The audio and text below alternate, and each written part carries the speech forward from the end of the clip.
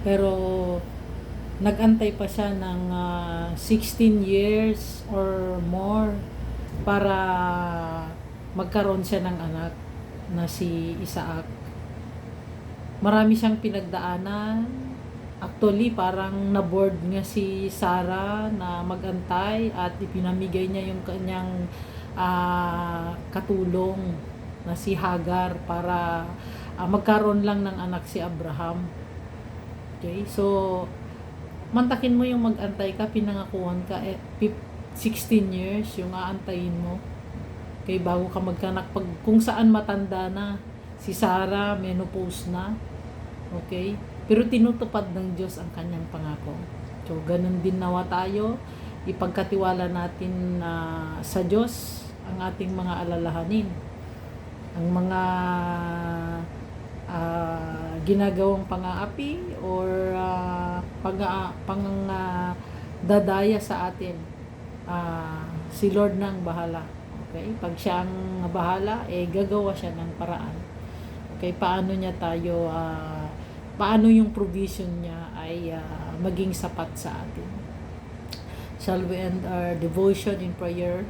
Salamat po, Panginoon, napakabuti mo. Dalangin ko po na ang iyong pag-ibig at patuloy na managana sa amin. Buksan po ang mga kaisipan namin, ang aming mga mata, upang Lord makita namin ang mga plano mo sa amin. Ang plano mo ang siyang makita namin, hindi ang plano ng kaaway.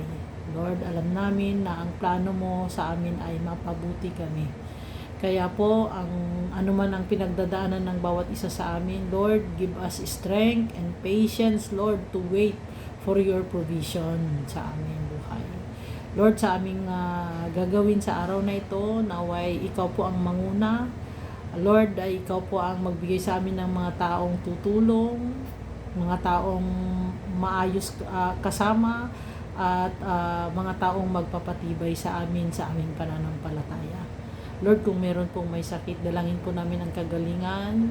Kung meron pong nalulungkot, bigyan po sila ng kaaliwan, O Lord. At Lord, bigyan mo kami ng kalakasan as we, Lord, do our work, do our thing today. Salamat po. Sa iyo po ang papuri at pasasalamat. Samahan mo po kami, Ama, sa araw na ito. Itong aming dalangin sa pangalan mo, Jesus. Amen. Amen. God bless us all po.